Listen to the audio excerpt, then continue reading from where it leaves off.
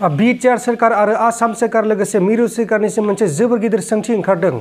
BTR गोरोबथानि उनावबो गले गले खनले एक्स एनडिएफबिनि मावथिफोरा बा दैदेनगिरिफोरा मानो जिउनि साजा मोनखो, मानो जोबथेसालियाव थांफिननांगौ जाखो, बे मोनसे जोबोर गिदिर सोंथि जानानै दङ जोंनि बर' हारिनिफ्राय। खुलुमबाय, नोंथांमोनखौ बयखौ बरायबाय।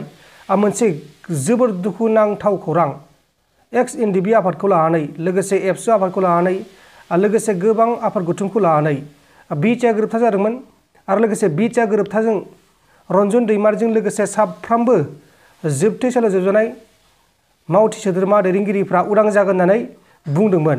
नाथाय बेनि उल्थासो जागासिनो दङ। बिटिआर गोरोबथा जाखांनायनि उनाव गासैबो एक्स एनडिएफबिफोरा हाग्रानिफ्राय गाव गावनि न' फारसे फैदोंमोन। नाथाय न'आव फैनानै गोबां जेंनाजों मोगा मोगि जानांदों।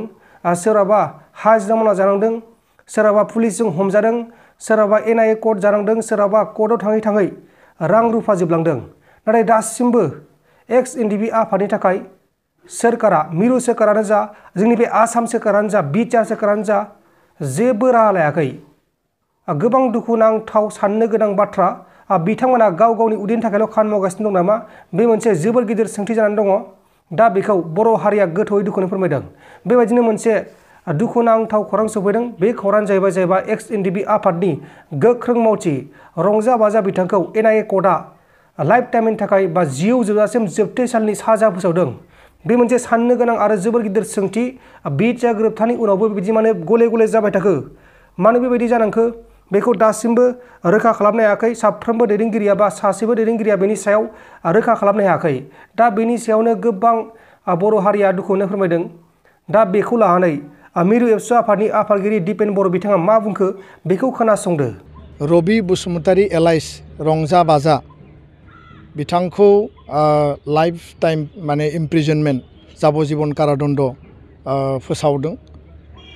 आरो आथिखालाव जोङो जिखौ जोंनियाव तथ्य दङ आरो जोङो सेन्ट्रेल माने जेलाव जाय बिथांमोनखौ लोगो हमदों जे गासै 59 NDFBS, NDFB, RDR गुबुन गुबुन हान्जानि बेयाव NIA आदालतआ बा CBI आदालतआ बिसार खालामबाय थानाय जेलाव दङ। दा दाखालि बावै NIA आदालतआ बा NIA नि स्पेसियेल कर्टआ रबि बसुमतारी बिथांखौ जि लाइफ टाइम इमप्रिजनमेन्ट होबाय, बियो भेरि माच आनफर्चुनेट। आरो बेखौ लानानै दुलाराय बर' फरायसा आफादा गोख्रोङै सोंखारिदों। आङो एसे सिगाङाव एसामिस आरो गुबुन गुबुन TV चेनेलावबो बे बाथ्राखौ रिसेन्टमेन्ट आङो होदों। जे बाथ्राया जाहैबाय जे 2020 27 जानुवारि बे गोजोन गोरोबथानि सिगां बा बिटिआर गोरोबथानि सिगां जाय बिथां जेलाव दङमोन, सुक्तिनि उनाव बिथांमोनखौ हगारनायनिसो बेयाव बाथ्रा दङमोन। आरो 9.4 आव क्रिमिनेल केस आरो हाइनियास आरो नन हाइनियास बे केस उइथड्र खालामनायनि बाथ्रा दङ।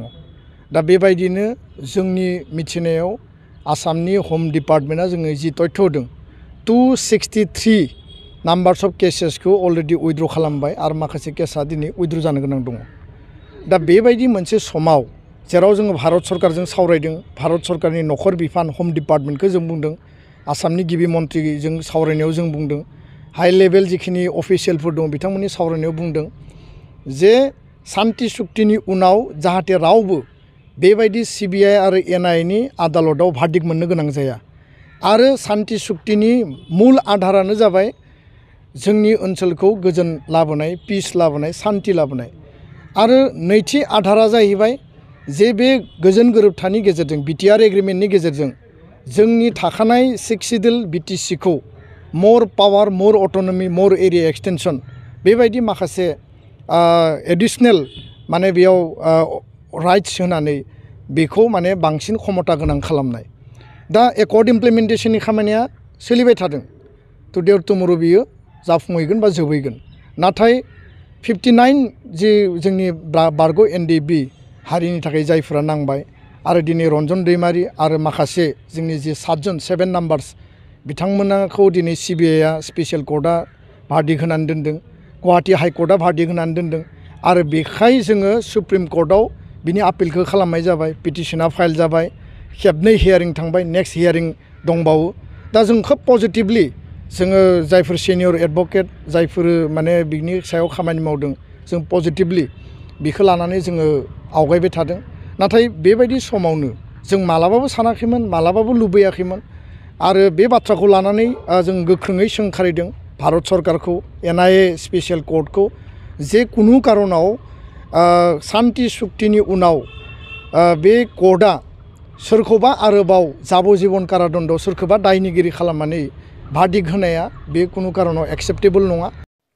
अब्ला लोगोफोर दिपेन बर' बिथाङा मा बुंखो बेखौ नोंथांमोना खोनाबाय जानांगौ नाथाय रंजाबाजा बिथाङा मानो बेबायदि जिउ जोजासिम जोबथेसालिनि साजा मोनखो बिटिआर गोरोबथानि उनावबो बे मोनसे सोंथि जोंनि फारसेनिफ्राय आरो बर' हारिनिफ्राय बिटिआर सोरखारनियाव आसाम सोरखारनियाव आरो मिरु सोरखारनियाव बिटिआर गोरोबथाजों जागोन होनदोंमोन उदां नाथाय उल्थासो जागासिनो दङ दा बेनि सायाव जोङो जे बाथ्रा बुंनो साना जुदि नोंथांमोना मानसि बुंनो सानोबाथाय नैबे कमेन्ट बक्सनि गेजेराव फोरमायहरदो गोजोन्थों एसेनोसै जै बर' हारिनि।